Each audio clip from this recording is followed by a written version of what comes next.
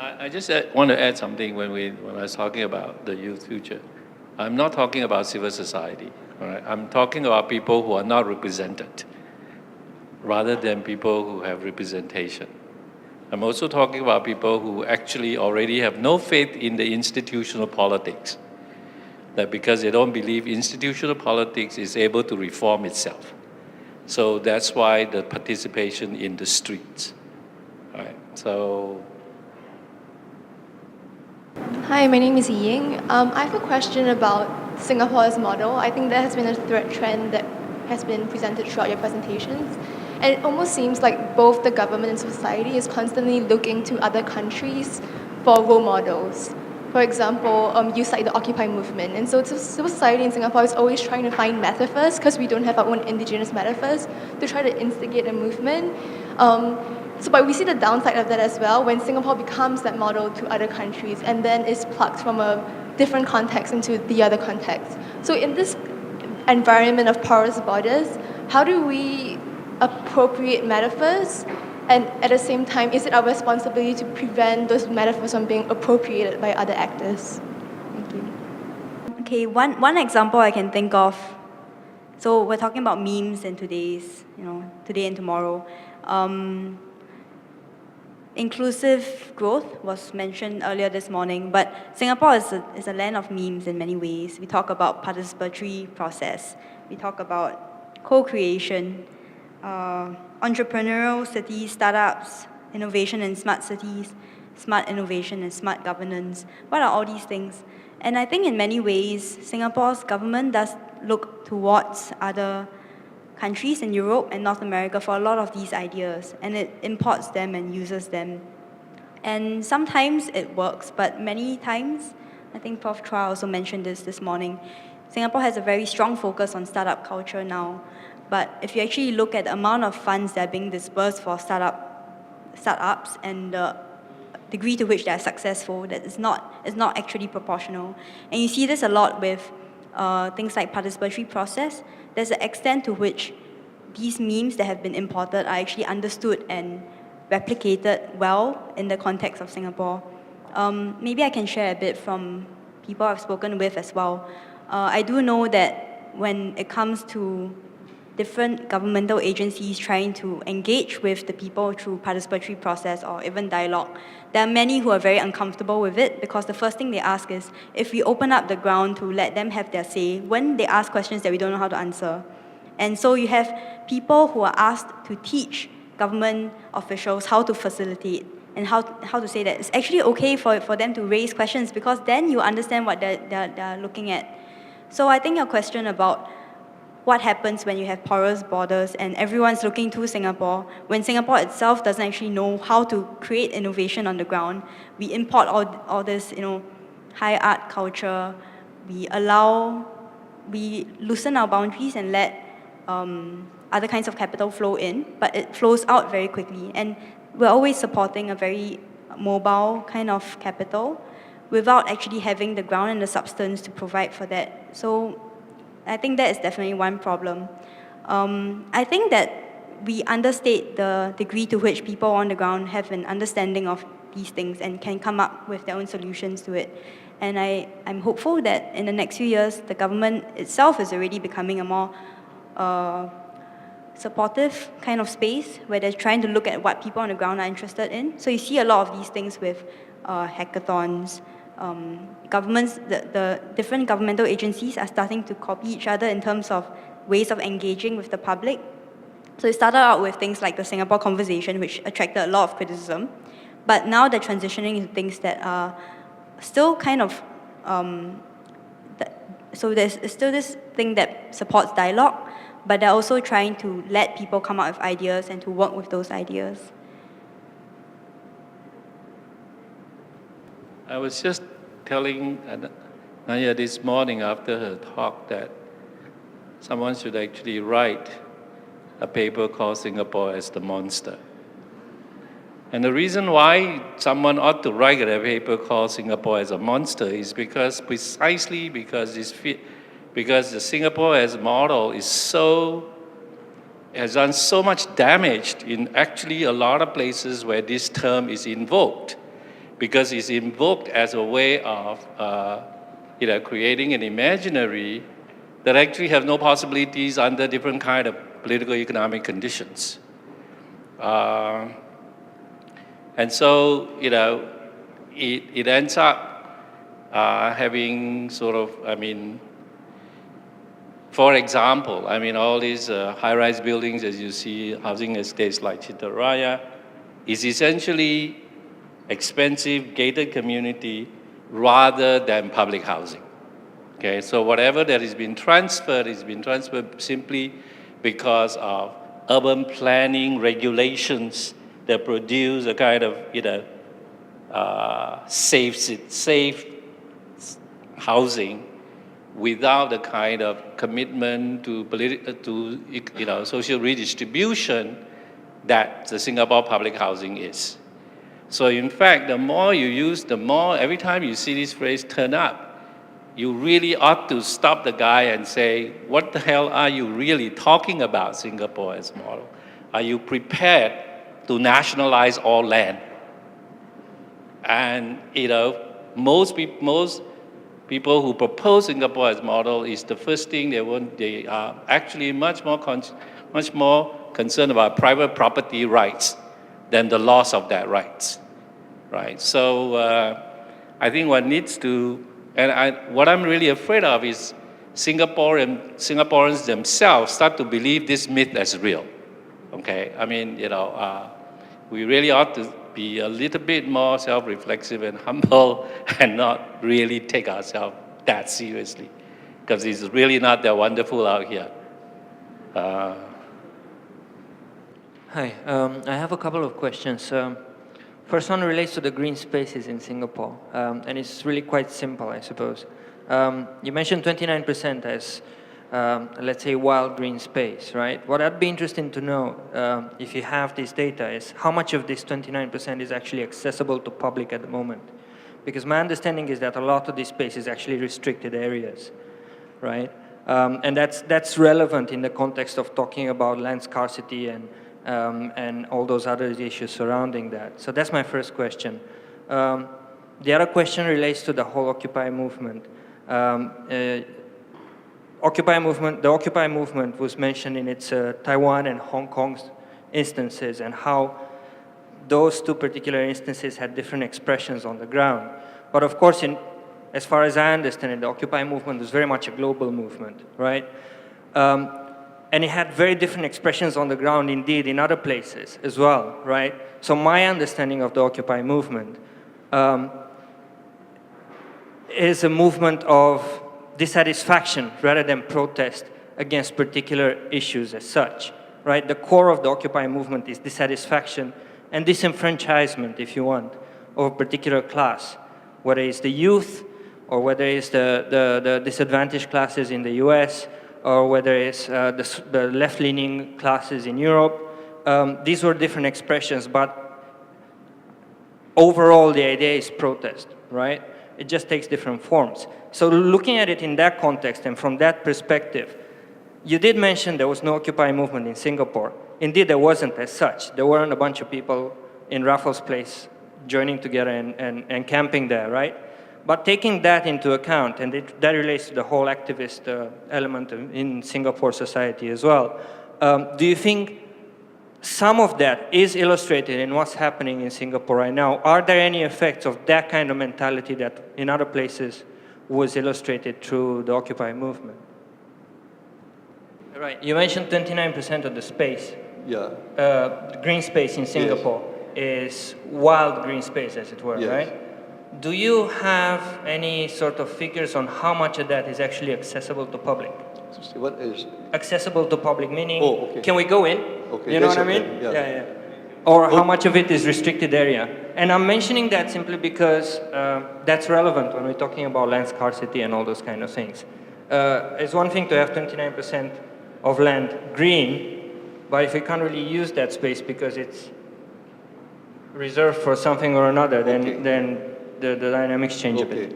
Okay, I got it. All right. Of course, a lot of those areas are actually within army control.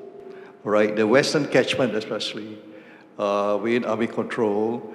And of course, some of the other areas are outside the Western area, where a lot of it has been under the care of the MINDEF. But there are other areas that's outside that western part of Singapore, to the north, and even in areas like Bukit Batok, Punggol, Yio Chu Kang, that are pretty accessible to us living in HDB block and all that. But of course, recently, when they phase out farming, our government have, in a way, cordoned off the area, a lot of this area, for what they call military training. So there are a lot of this red sign, very formidable red sign, that this would prohibit you from entering it. But those areas are not really hardcore military training areas. Personally, of course, when I look at it from the outside, I hardly see any military trucks, soldiers around. So they are just assigned to the MINDEF to look after, for fear of poaching, illegal dumping, illegal camping in those areas, you see. But if the people request it, I'm sure the military can allow for access, maybe perhaps on a limited basis. There are a lot of this area around, not hardcore training area, but they are there, and they have a lot of interesting biodiversity within those areas.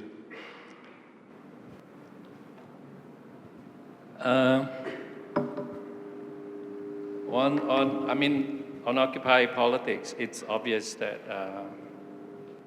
different places protest for, different places occupy spaces for different things altogether.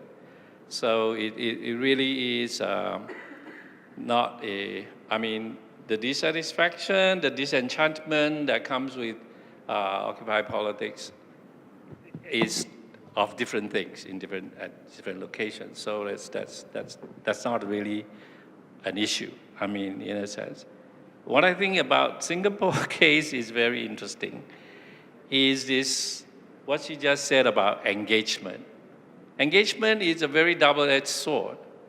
The Singapore conversation, it depends on how skeptical you really are. That's really quite interesting, because engagement is a kind of political process that could actually be simply a way of calming the nerves, okay, in that we listen to you. After we have listened to you, we don't really have to act.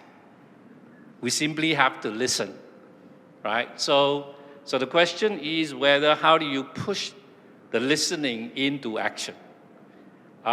Singapore government is a lot more intelligent than people think it is.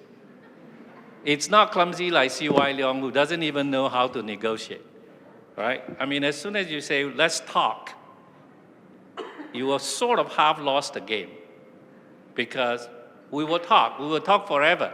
In Palestine and Israel have been talking forever, all right? So it's very important that, particularly if you're so-called engaging the government, talk is not enough. You got to be able to push to the next step beyond the talk, right? I think the Nature Society is probably one of the most successful long-term civil societies in Singapore. But the way they have done it is, in fact, doing a lot of hard work on investigating the biodiversity, face the government with the facts, and then they have no choice but to actually back off. Most of the others aren't quite so hardworking and quite so persistent in terms of what they're doing. So as a Singaporean, it's a very tricky problem to deal with. Sometimes you get grudging respect because you are a critique. Sometimes you don't. Then you can tell. I don't think that there will be, and another very interesting thing about Singapore is that the government is a very, very wealthy government. People tend to forget.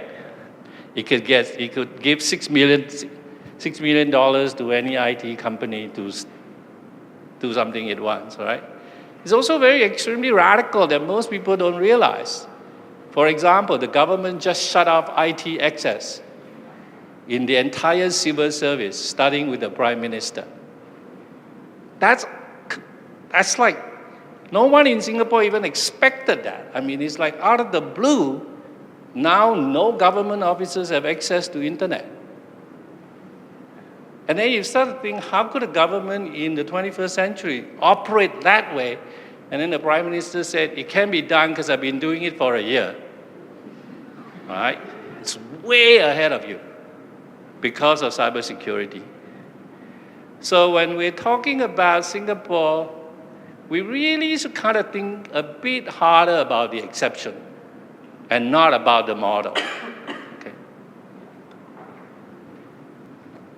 So I guess my question follows from this, and it's a rather blunt question, but also perhaps a confused one, so you're going to have to excuse this.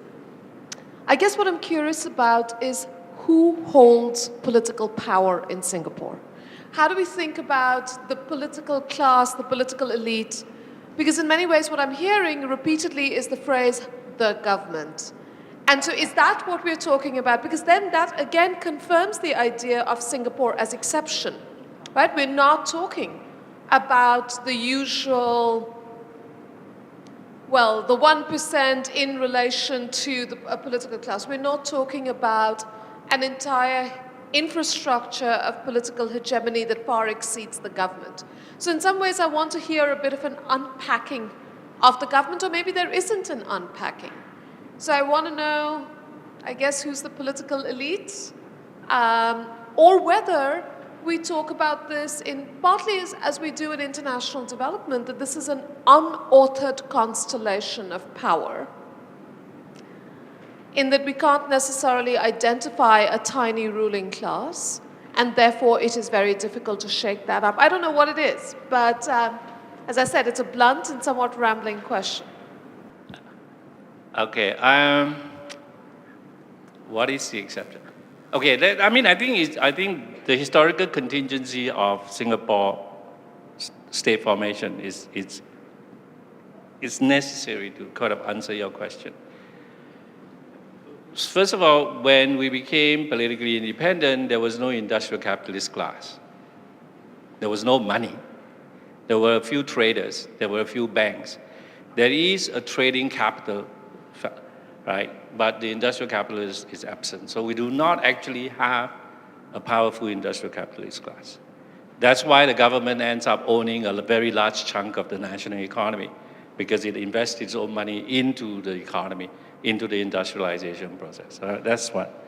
Secondly, so I'm talking about absence rather than the presence in order to answer the question of the present, right? So there's not that.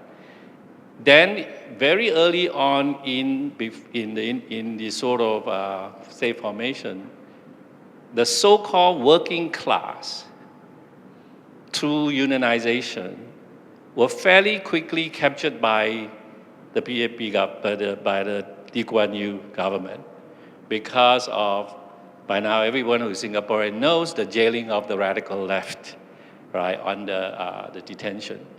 So whatever counter forces to political party in power has already been actually captured by the political party in power itself.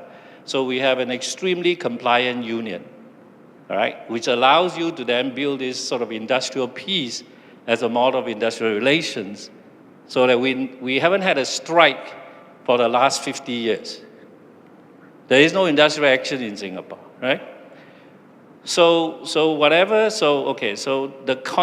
possible contestation to the political party in the incumbent party in power, right, is almost absent, both at the top end of capital and the bottom end of working class constitutive power, right?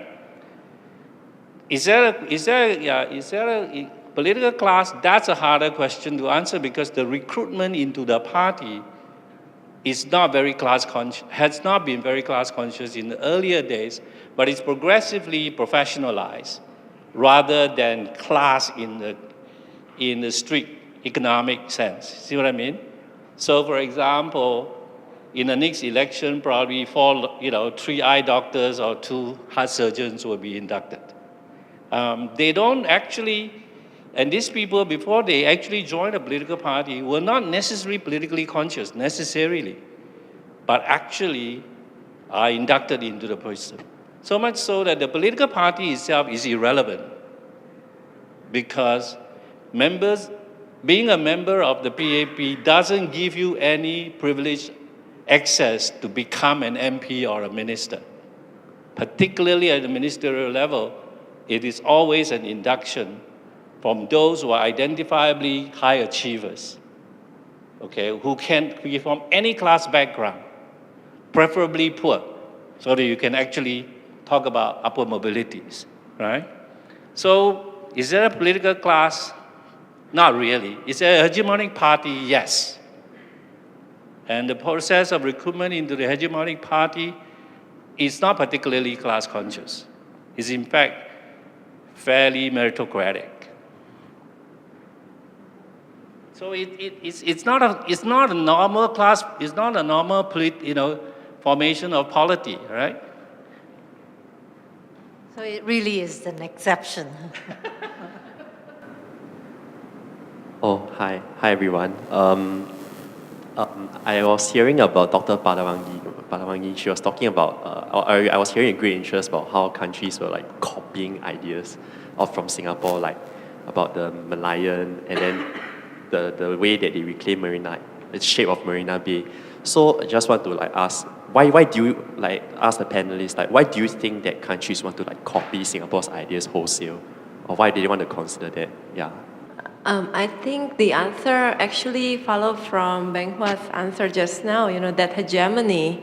Actually, as an observer, I feel that hegemony is maintained not just by that, can we interpret that as meritocracy? You actually hire people who are perceived as capable.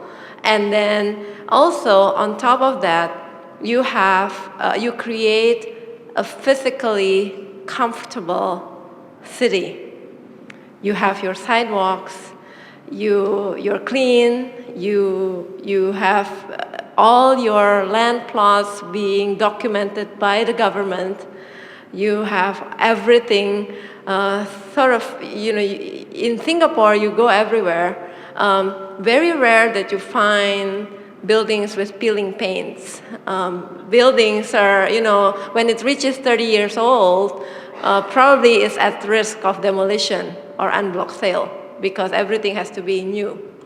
So this capacity of creating comfortable as well as physically engaging or visually appealing places also plays a role in maintaining that hegemony.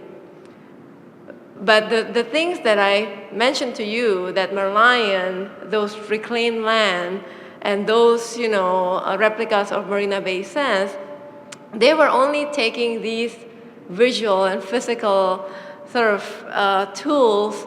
In Singapore, they become tools to maintain the hegemony.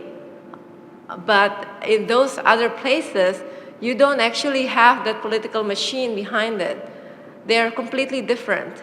You will hear the talks in Jakarta, why don't you actually remove all those people from those riverbanks and place them in high-rise flats, just like what Singapore has done? And, actually, from the point of view of Singapore, it sounds like nonsense, because in Singapore, you are talking about 80% of the population living in public housing flats, and the public housing flats are for 99-year lease. And in Jakarta, you're talking about 2 to 5 years rent. And you're talking about probably a very small fraction of the population living in public housing, which actually resemble more like the ghettos in the US rather than the public housing in Singapore. But from my observation, it's really that visual appeal, that those, in Indonesia, they call them studi banding, field trips by government officials. They come to Singapore, they go to the URA, they see the URA gallery, they say, oh, this is nice, we all should have our city galleries. And then you have city galleries popping up to actually display whatever that you achieve in the city. But again, those are the things that are, you know, probably as Singaporeans, you will think that, isn't that very superficial? I mean, probably you're right. But the other ones who are outside Singapore, they really, it really takes a lot of time and commitment to actually just try to understand a little bit what is going on, and not with those 1 week field trips to Singapore. I want to mention something in response to the last two questions, I think. So listening to all this, as someone who's trying to make a change in Singapore, it's a bit depressing. Because it's so true that Singapore is a very physically comfortable space. There was a question just now about whether what happened with Occupy in other parts of the world could possibly happen in Singapore. And I think this is something I was thinking about when I was looking at the tipping points that happened before a big, revolution or movement. And if you look past the last 10 years to the French Revolution, the suffragettes movement, a lot of that was instigated by people losing faith in democracy, or at the point not democracy, but losing faith in the reigning form of government or form of governance, and also having very egregious circumstantial conditions at that point. And you don't see that in Singapore. It's very hard to find people who are not well cared for because the middle class is so large and it owes so much of its wealth to the incumbent government, as Prof. Chua has mentioned. So it's very hard to find conditions at which there might be people coming together to protest on a large enough scale or even to share that kind of sentiment. The one small light of hope I hold is that the younger generation is becoming a lot more well-traveled. Singapore schools do have this thing where they tell you to go overseas and learn something from your neighboring countries so that you realize how fortunate you are and all of that. And it's very clearly stated that they want you to learn about how different Singapore's developmental model has been compared to other parts of Southeast Asia. To some extent, this teaches people, Singapore's a great country. But there are also side effects. So there are many more people young people who are socially and ecologically conscious. And my hope is that with all the memes floating around, at some point there's enough of these people, a very small segment, to start seeing that there's things that Singapore is influencing in terms of its, Jurong Island has a lot of LNG flowing through. So Singapore it reaps a lot of its economic profits from the fuel economy that comes through that. Also, Singapore uses quite a lot of electricity as well. So different kinds of governance models that when students or young people are more engaged through the different kinds of civil society organizations that are coming up as well, hopefully there's some way for them to think differently.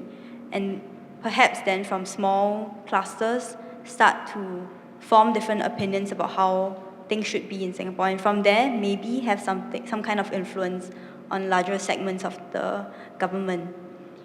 So that's one small idea. And my hope is that it actually happens because otherwise there's a lot that I cannot see for the future. I have two questions, but I think they are framed by one concept, which is underground. So to Dr. Ho, the first question is for you. What do you think is the sustainability and the future of Singapore going underground? Because I think a few years back, Singapore opened like an underground cavern or something that stores our military weapons and I believe LNG oils or something. And then the second question is about underground activism, because I believe I'm cautiously optimistic that there's some kind of underground activism that isn't as visible as some of the other civic groups out there. But in my opinion, I think self-censorship has sort of undermined such civic movements. The government has plans to Okay. go underground to Yes. have like underground cities. Yeah. So what are your thoughts on that? Well, I mean, that's a good idea.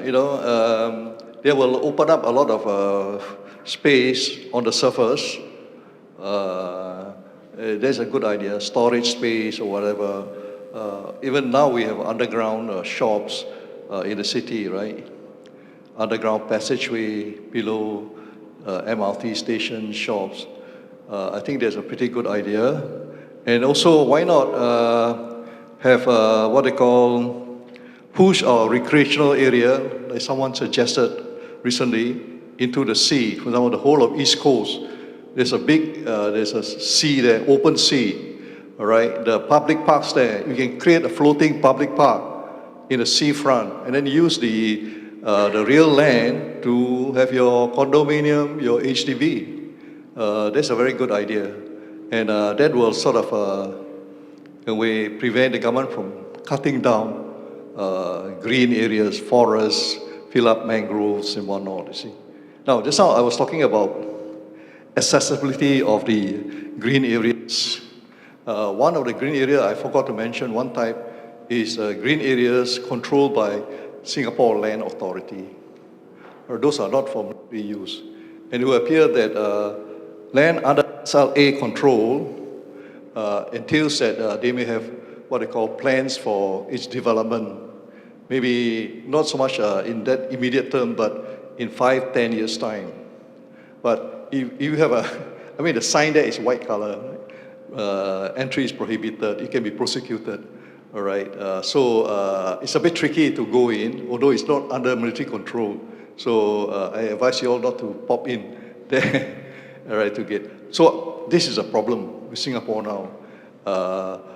For my generation, the older generation, most of this land have not been cordoned off yet. Military areas and SLA area, there are no sign at all. So when they move out the farmland, over a decade or so, it reverts to secondary forests. A lot of birds, wild animal, even from the north, Malaysia, like the wild pig, hornbills, and making a comeback, and pretty interesting. And at that time, in the late 80s and 90s, we could move easily. There are no signs prohibiting from going in. But during the last decade or so, the government have decided to cordon off some of this here for military use, some for under SLA control, management.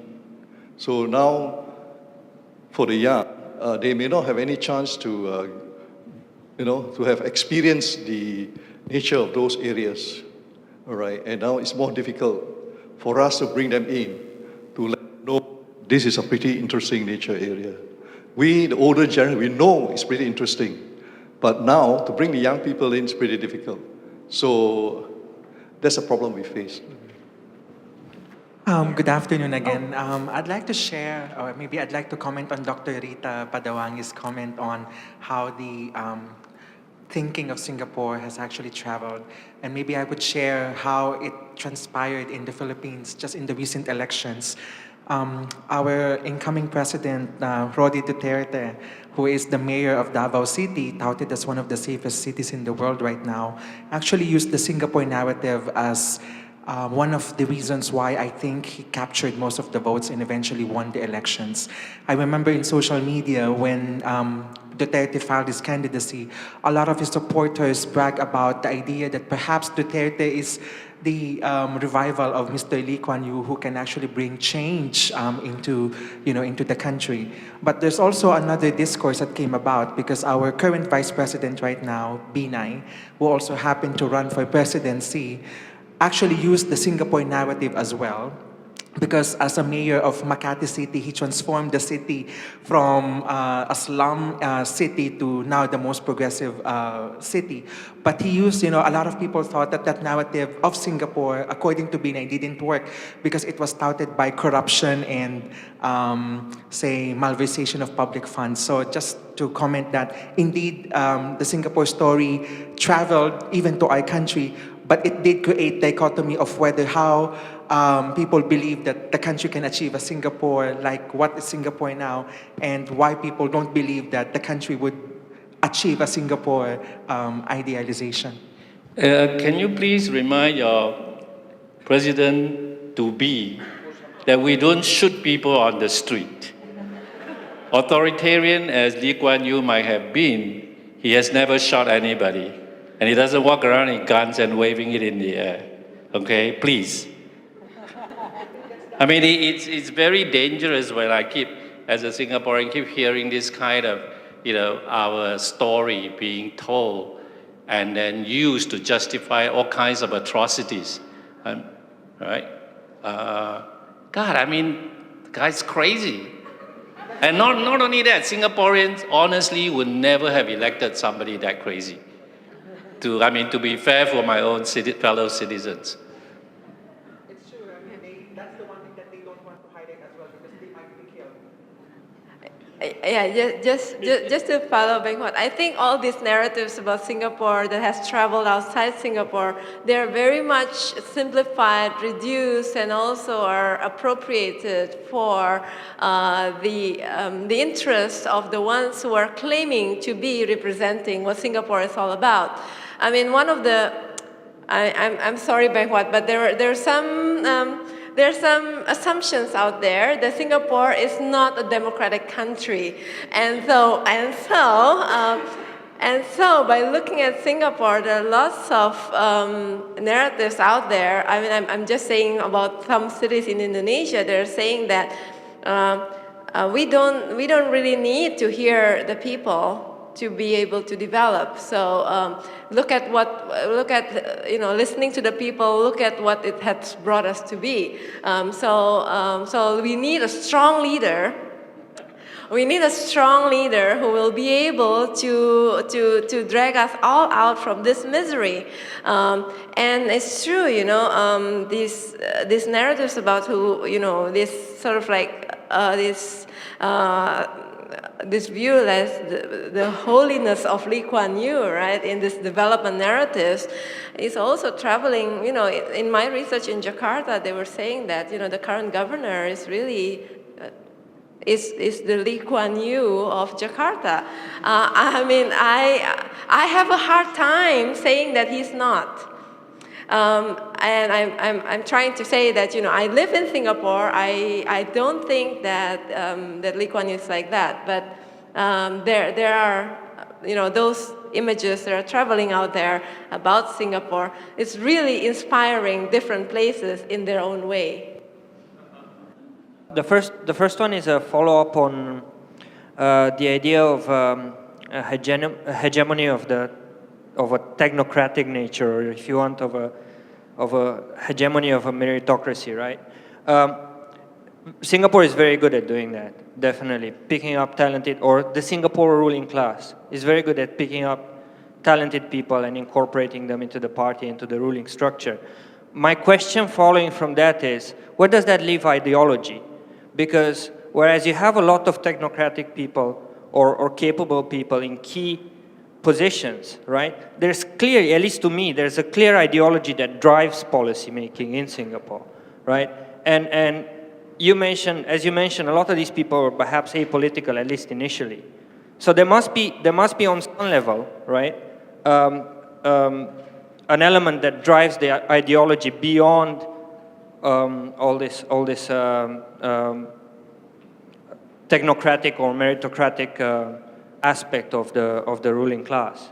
And my second question was actually spurred by a comment you made on activism relating to the fact that a large proportion of the Singapore population is middle class, right? Therefore, activism is made difficult by that, and Singapore is comfortable. But then at the same time, earlier on, it was mentioned that about 40% of the population is immigrant, right? And immigrant, right? And a lot of these guys live in squalid conditions. So my question relating to that is do you see any scenario in which some of these people would actually have a voice, and how does that go together with the idea of activism in Singapore? First of all, statistically, that's a real problem. 40% of Singaporeans are not immigrants. I mean, I don't know where you get the numbers. And again, I mean, then the question is, who do you define as immigrants? In Singapore, foreign workers are not counted as immigrants. They are just foreign workers. Okay? Do they have rights? No. So that's Okay, precisely what my question is, is directed those are towards. those are, for Singaporeans, it's very easy to answer those questions. It's not a problem. It's only if you become very liberal that it becomes a problem. Okay?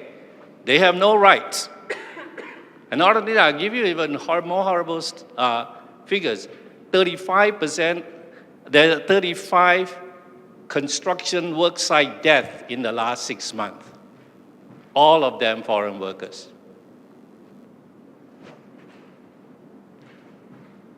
That's not a problem. If you are liberal, it's a problem. If you are not a liberal, it's not a problem. Right? So you say, okay, so then you say that there must be an ideology that drives Singapore. Why must there be one? Why can't you just constantly, flexibly move along? That is something that most people don't want to believe that is possible. But it is possible, right? So I don't see, the interesting things about being practical, or what the government call being practical, is precisely to declare that you don't have an ideology. You do what it takes. What is the end point? Economic development, beyond which we don't care.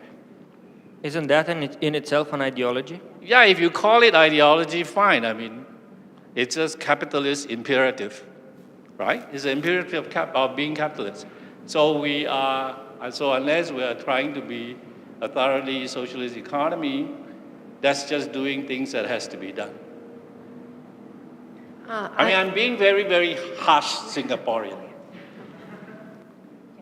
in order to sort of take care of all these liberal questions. I just want to add something.